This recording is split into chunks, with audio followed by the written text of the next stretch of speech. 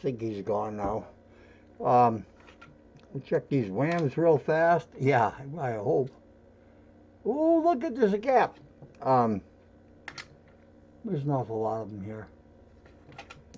Probably should have just made a video if I found one rather than sit here and go through this many coins. But if you don't have nothing to do, you can go through them with me.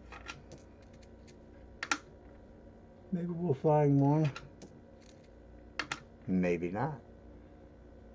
I don't find them that often. I just don't find them.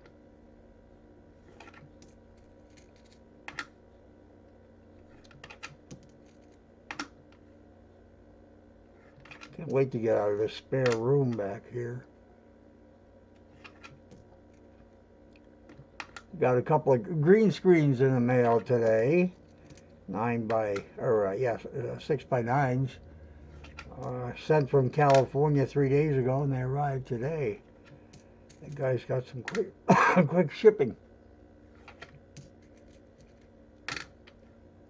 But I think I need 2 more to add to what I've got already.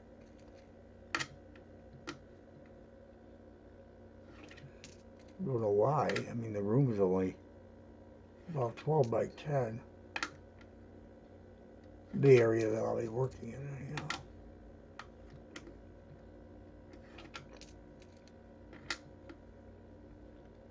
Look at that. Boy, I do not like these zinc pennies at all. Usually average 95s, or 95, 98 through 2000s, something like that. I think I've had as many as like 145, 150 in one box.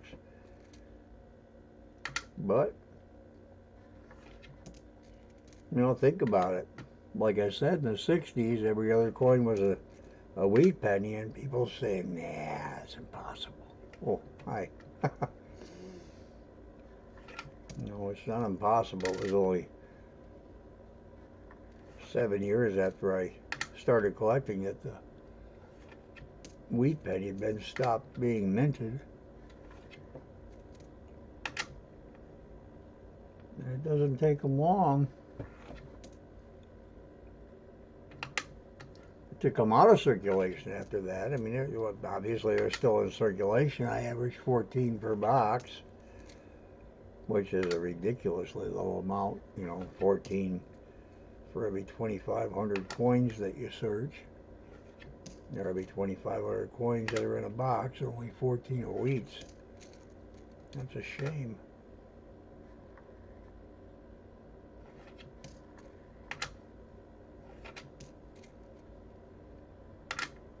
Gotta get a new scope though. This is only a 250. It's not enough for my old tired eyes anymore.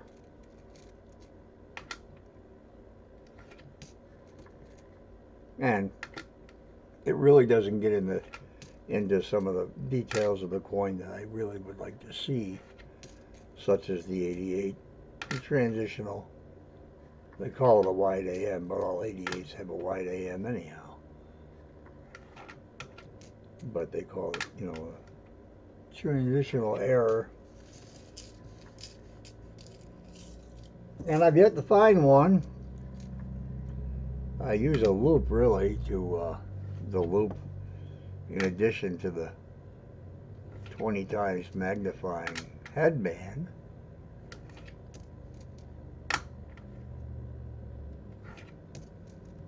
That thing really is a godsend when I'm going through coins on the table in rows. Why is this camera, why do I keep pushing it further to the right? It really helps when you're looking at coins that you lay out the way that I do. Hello.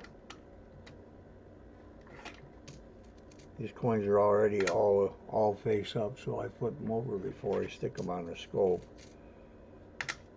Just make them, yeah, well, you ought to be able to know which way.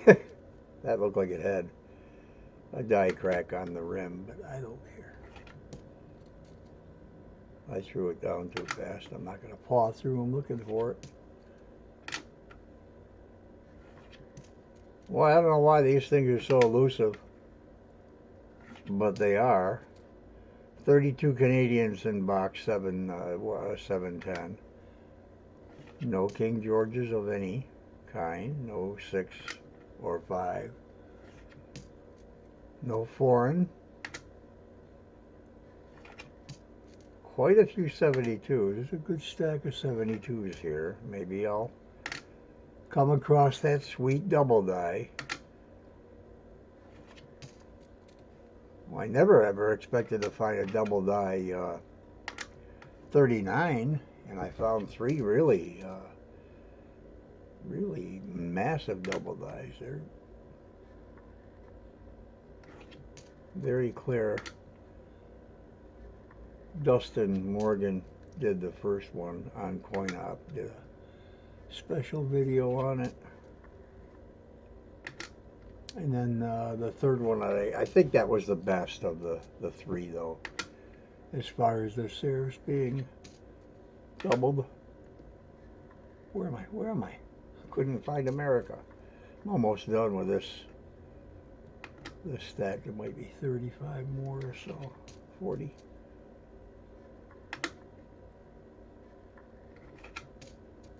Oh, Lord. It's a lot of coins to look at when you spend as much time as I do on these things. Especially, you know, different coins every time. I mean, it used to be a time when I just looked at my collection. I admired my collection back in the mid-70s before I sold all the silver. I sold my silver in December of 79, or was it February of 80? When did I sell it? But I sold my common, all my, even the Mercuries, many Mercuries, all the Roosevelts, all my quarters, except for any semi or key dates, or really, of course, higher grade quarters. But the quarters I sold, see that gap between the A and the M? Some people will think that's a wide AM. It's not. I've seen them on eBay like that, and I'm thinking, why are you people doing this? But I sold all my silver for 68 bucks an ounce, and in January of 2000, of 1980, it reached $116 an ounce, and people were buying it at that price because they thought it was going to continue to rise. And they took a beating. I had 2 people that I knew from Luke Air Force Base that mortgaged their homes and went out and bought all kinds of silver, and it stayed up, I think, even, you know, around 45, 50 bucks for quite a while after January 1980. But you know what? That's half of what you already invested. Half the value of what you had invested in. I don't know why the hell people buy silver at high prices on gold too. You wait till the bottom drops out, you pick it up for whatever at a small investment, and then you make a large investment when it does go up, because most of the dealers will buy it for spot. The guy here in my town, he doesn't rip anybody off. He's the only guy in town. Well, he's not the only guy. There's a few places that buy gold and silver. But John Barlett's been in the business since he was doing it. He was an adult when I was a kid. He was in his mid-20s, I do believe. And his dad was a coin collector for years and years, and he started up and he buys everything. But when I talk to him, he generally pays about 50 cents under spot for everything, which is, you know, it's pretty good. He takes that, with the way silver is right now, it's up and down a few cents every week, but he doesn't hurt anybody. There's another person in town that buys it, and they pay 6 times face, and that's just ripping people off. That's it. Not one white AM out of, I'd say about 110 coins.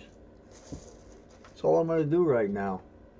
Thanks for joining me. Please like, subscribe, and I'll see you again. Hopefully by myself.